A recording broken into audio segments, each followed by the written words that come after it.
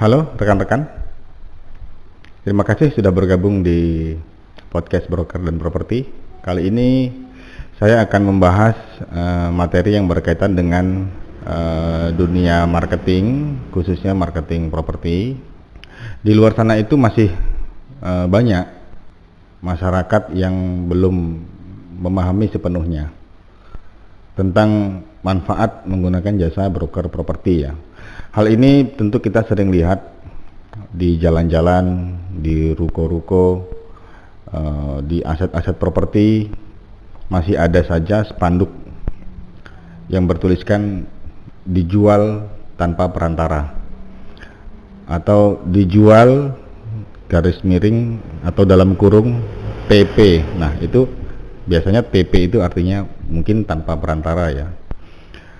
Kenapa itu terjadi? Banyak masyarakat yang belum memahami sepenuhnya benefit atau keuntungan yang mereka peroleh jika mereka menggunakan jasa broker properti atau property agent. Ya, misalnya mereka belum mengetahui layanan apa saja yang dapat diberikan oleh property agent. Dalam hal ini tentunya property agent yang profesional ya, property agent yang resmi ya. Mereka belum mengetahui seluk-beluk komitmen, besaran komisinya, biayanya. Jadi itu mungkin membuat mereka menjadi takut atau merasa tidak perlu menggunakan jasa broker properti ya. Sebagai seorang agent, tentu kami juga harus melakukan edukasi melalui channel semacam ini untuk menjelaskan kepada publik pentingnya kita mengetahui manfaat dari profesi broker properti ya. Sebenarnya dengan menggunakan jasa property agent atau broker, kita bisa mendapatkan beberapa layanan dan kemudahan. Di antaranya adalah kita tidak perlu mengeluarkan biaya yang seharusnya tidak perlu dikeluarkan. Misalnya biaya iklan, biaya spanduk, biaya pemasaran. Nah, itu mereka mungkin kurang paham.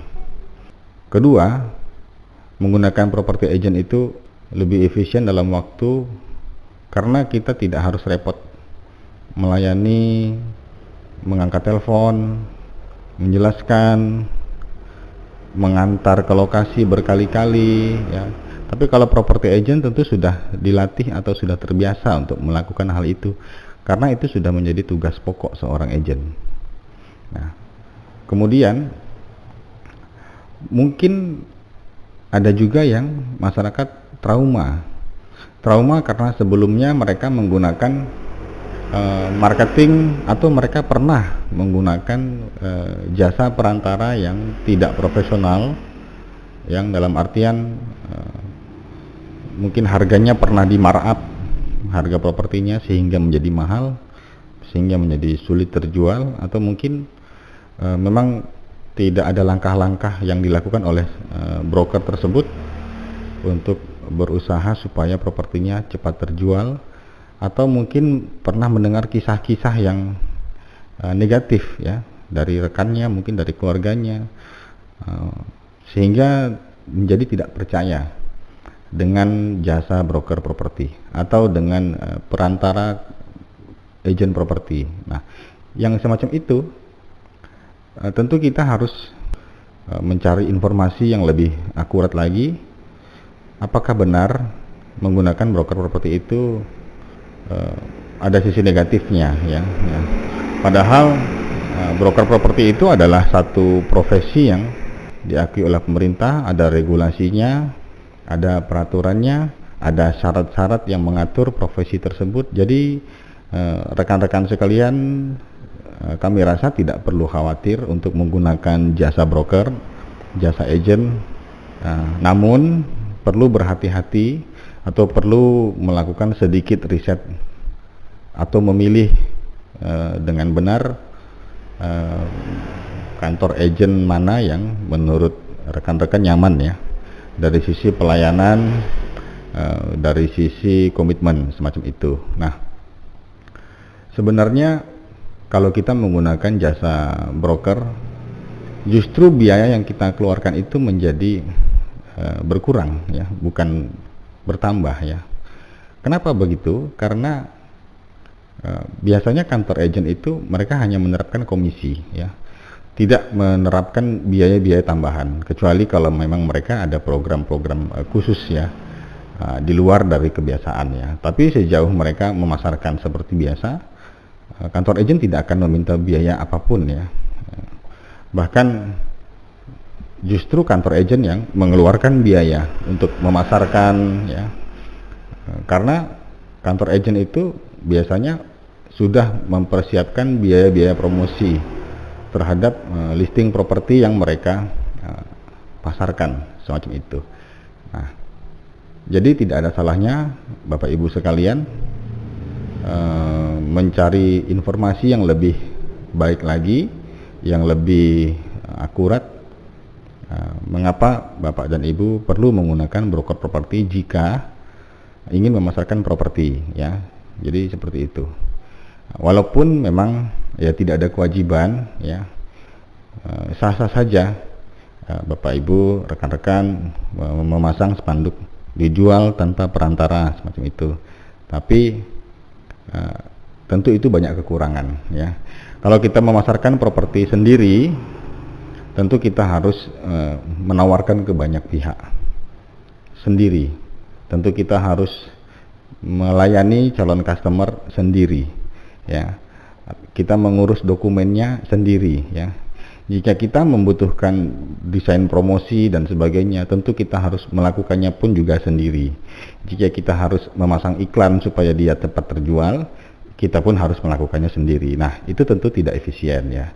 Nah, dengan bantuan dari kantor-kantor agent, hal itu bisa dipermudah ya, bisa dipermudah, bahkan bisa menghemat biaya.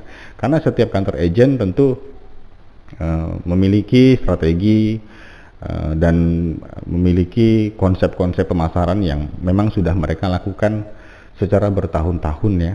Jadi tidak perlu khawatir ya mengenai biaya, justru itu bisa lebih hemat. Karena memasarkan properti dengan iklan juga bukan sesuatu yang mudah dan bukan sesuatu yang cepat ya, butuh proses ya. Ya, mungkin Anda butuh konten yang bagus, desainer grafis yang bagus ya. Biasanya kalau kantor agent sudah mempersiapkan itu.